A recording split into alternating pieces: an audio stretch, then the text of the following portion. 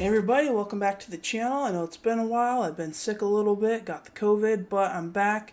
So let's get into the Black Panther review, continuing our journey through Marvel. And Black Panther is the first of the MCU movies to get nominated for Best Picture at the Academy Awards. It was a really big deal, made over $1 billion, had a huge cultural, significant impact on the world, and it's just a really well-known movie and very inspirational for a lot of people. And of course now it's sort of become the legacy of the late Chadwick Boseman. So let's go ahead and get into my review for Black Panther. I think as far as Marvel goes, I like it, but it's not really one that I rewatched that often. But before I get into my review, be sure to hit the thumbs up button if you like the video and subscribe to the channel for more Marvel reviews as we make our way through the rest of Phase 3 and then hopefully into Phase 4. Alright, so let's get into my review for Black Panther.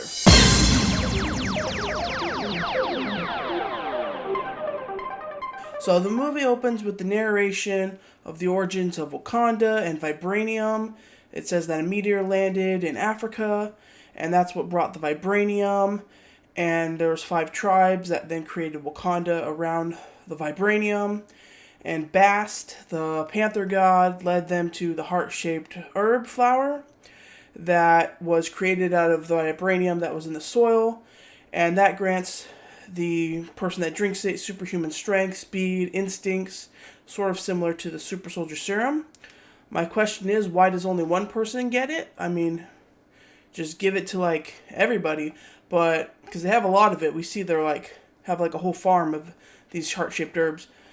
But my guess is past the Panther God uses the Black Panther as kind of their avatar, which is something we'll get into later in Phase 4 of the MCU. But that's my only kind of explanation right now, is that for some reason Bast tells them there can only be one at a time. But then we get a flashback to Oakland in 1992, and we see a young King T'Chaka as the Black Panther. And this is a really good casting because this actor looks kind of like Chadwick Boseman. And so then we meet T'Chaka's brother, Prince N'Jobu, and we kind of see the scene play out, but later on in the movie we'll see the full scene play out and what really happened, and that we learn T'Chaka ended up having to kill his brother, N'Jobu, after N'Jobu is the one that tipped off Ulysses Claw on how to get the vibranium out of Wakanda. So that's kind of the whole revolving plot around the movie. Now, after the death of Chadwick Boseman, Marvel redid the opening credits, the Marvel credits, to pay tribute to him. So it's just all Black Panther pictures instead of the, kind of the clips of all the other heroes. It's just Black Panther and Chadwick Boseman, and it's a really nice tribute to him. They gave something kind of similar also with Wakanda Forever. And in the Captain Marvel movie, they used the opening credits to tribute to Stan Lee. So I really like when Marvel kind of plays with their opening credits a lot. They also did that kind of with Werewolf by Night and stuff. And so I hope they do more of these kind of special credits, because we've seen the Marvel opening credits so many times. It's fun to kind of go ahead and redo those now. But then we open the movie right after the events of Captain America Civil War and the death of King T'Chaka. And so we meet T'Challa, and he is going to get Nakia, his ex-girlfriend, who is sort of a Wakandan war dog spy. And I really like this opening action scene that we get. It's taking place at night, and there's a really great shot of the Black Panther in the tree, like a big cat would be. It's really cool. And it's just a really cool fight. And we also get introduced to Okoye as well as Nakia. And, Nakia is a spy and a fighter, and Okoye is the general of the all-female warriors, the Dora Milaje. And this movie really highlights powerful women in a really good way. And even Shuri is the smartest person in the world. She runs the tech in Wakanda. And so, you have the king, Black Panther, but he's surrounded by all these powerful women that help him on his mission, which I think is really awesome. I really love the character of Okoye. I wish we get more of her in the MCU. I also really like Nakia a lot. I wish we got more of her in the MCU as well.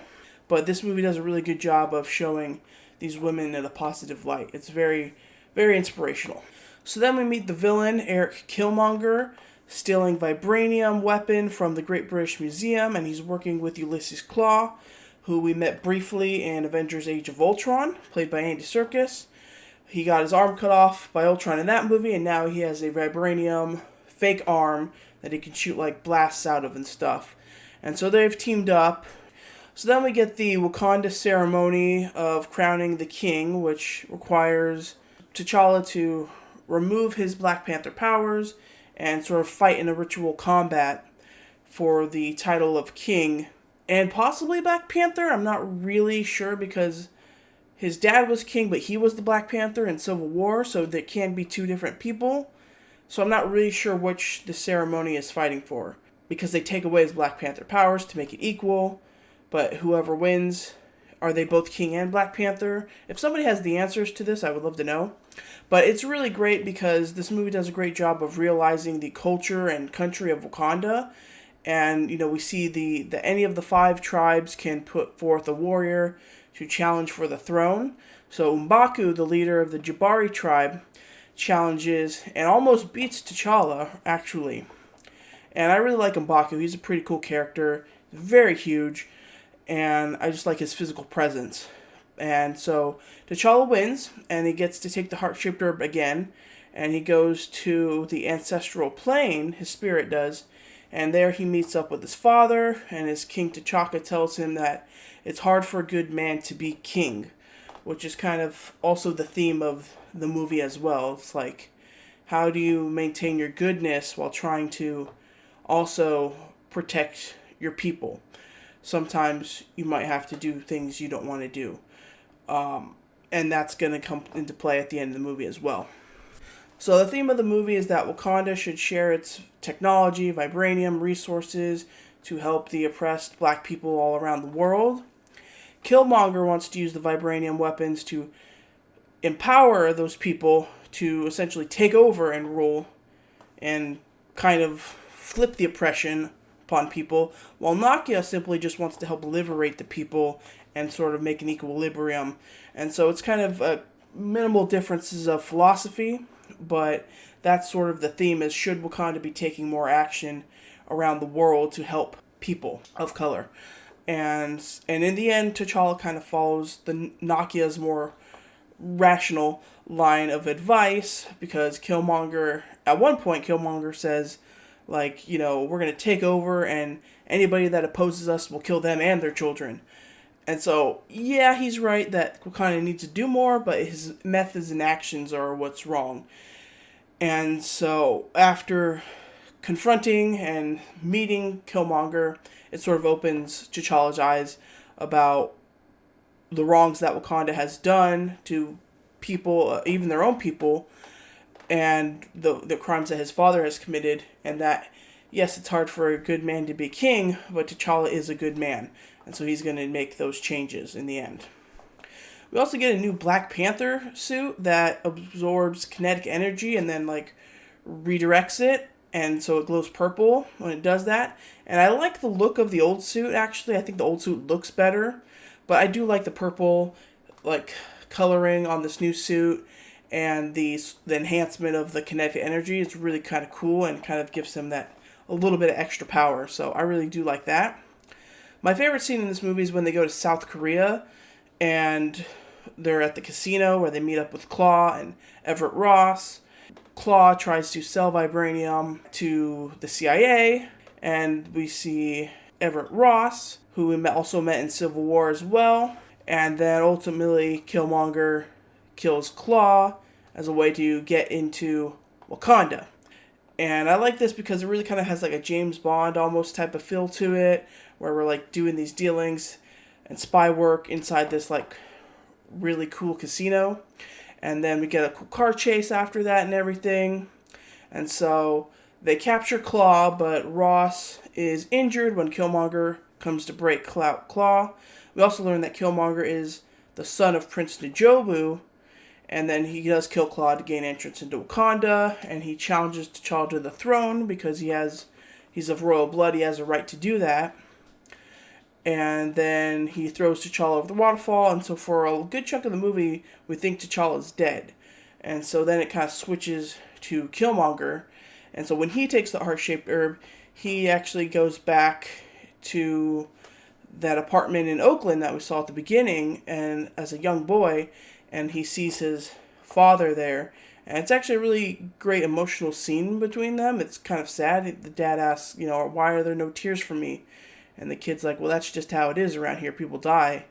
But then you cut to adult Killmonger, and he is actually crying. It's a really great scene, and it does make you sort of empathize with Killmonger a little bit, knowing that he was abandoned by Wakanda, and that they also killed his father and abandoned him there. So it kind of makes you empathize with him a little bit, but in the end, it doesn't justify any of his actions. So then he has the heart-shaped herbs, all of them. He has them all burned, and except for Nakia ends up getting one last one out with her. And so she goes with the family in M'Baku, and they meet up with M'Baku, but then M'Baku reveals that T'Challa is alive again. And so they revive him with the heart-shaped flower, and he then goes to the spirit world and confronts his dad, again, this time about how wrong it was to not only kill Prince N'Jobu, but then just leave his son there to grow up alone and abandoned in Oakland, which is kind of, a sketchy place with a lot of poverty and crime. And, essentially that's what created Killmonger. And so it's a really good scene, and I do like that T'Challa comes around on everything. And so then T'Challa challenges Killmonger again, and they fight. And this whole end battle scene is not really that great. CGI is not that great. It's not really interesting. Got Wakandans fighting Wakandans, and then rhinos, and the Black Panther versus Black Panther. It's not that great, but in the end, T'Challa changes his mind, and he decides to open an outreach center in Oakland, buys that same apartment building that we saw, and in the end, credit scene reveals to the world that Wakanda is this great technological country with vibranium. And there's a great line that T'Challa says in the end credit scene when he's speaking to the UN.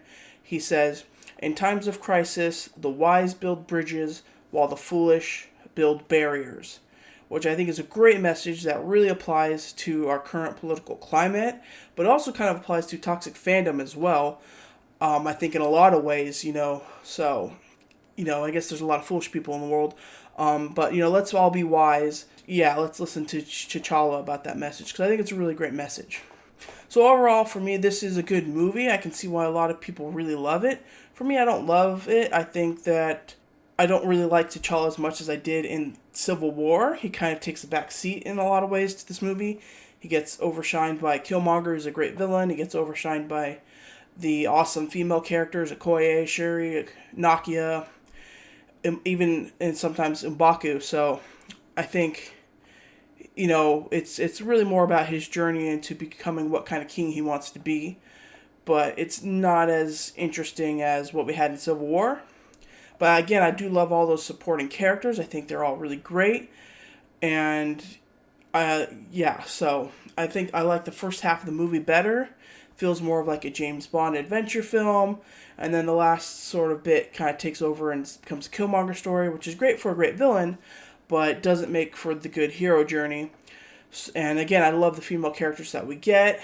And I love all the performances that we get out of here. Michael B. Jordan as Killmonger is really great. Obviously, Chadwick Boseman's great. I love Nakia is badass. Shuri's a lot of fun. Okoye is badass. I love a lot of her line deliveries.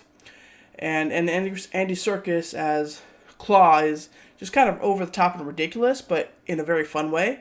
So I really do like a lot of the acting here. I think it's a really good movie. I don't really watch it that much, but it's still a solid film. It's definitely, I can see why a lot of people put it up there as one of the best Marvel movies. Not for me personally. I think it has some problems, but there is still a lot of good here. And I do, again, like that sort of overall theme and message that we're sending. So that's my thoughts on Black Panther. Let me know what you guys all think in the comments below. Do you like it? Is this one of your favorite MCU movies? It's probably just shy of my top 10, I would say, but it's still really solid, so let me know what you guys think. Thank you all for watching, and until next time, Wakanda forever. Bye.